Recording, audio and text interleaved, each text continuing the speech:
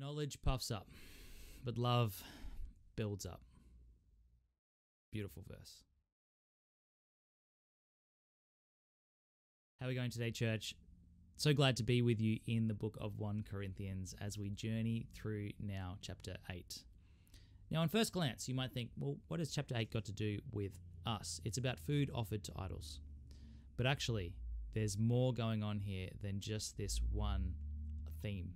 There's a way of thinking that helps us understand how we live and interact and do life together as a church family. See, Paul is talking into the Corinthian church family at this point, and there's a little bit of tension. There's, on one hand, some people in the church, they've got a really good understanding of the implications of the gospel, that actually Christ has set us free. We are free in Christ to live with freedom. We don't have to. We can eat this meat. It doesn't matter. Let's eat it. And there's other extensions to that thinking too, which Paul will go on to talk about that isn't good in their freedom. And of course, we've got this other side of people in the church where they're still not quite sure. They think that the food offered to idols probably isn't a good idea.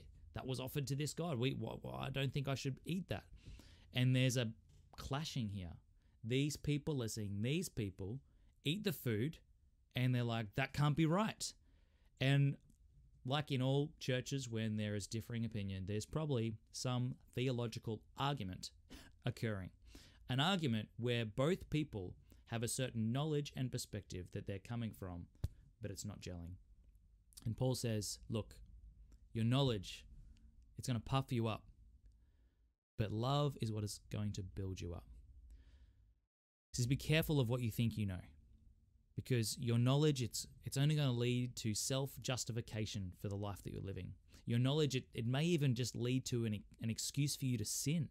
And your knowledge, it can just lead to you being arrogant and proud. But love, he says, like, instead of seeking to win the argument, win the person, because love is going to make you become selfless and serving. Love is going to help you to become open and patient. Love is an expression of your salvation. Now, how can Paul say this? Well, he's thinking about Jesus, isn't he? Because Jesus, he would have been able to win every single theological argument, wouldn't he? He knew it all. He was the great God-man, the image of the invisible God, God incarnate, God in flesh. And at any point, if people were there was plenty of times that people were willing to argue with Jesus and clash with him, and he could have shut them down in an instant.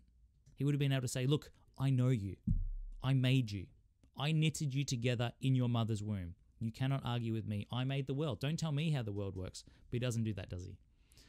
More often than not, Jesus meets people where they're at. And he's patient with them. And he loves them. And he guides them in the way of truth. And he even lays down his freedoms in what he knows he has access to and is allowed to do. He even lays that down and becomes restricted. He puts on human flesh.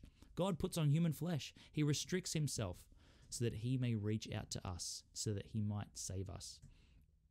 So would we as a church be those who are willing to be a little bit restricted, to be those who are willing to perhaps maybe even go along with something we don't quite feel is there, but actually we see that it's giving us an opportunity to love and point them in the right direction. We don't have to, give up our convictions.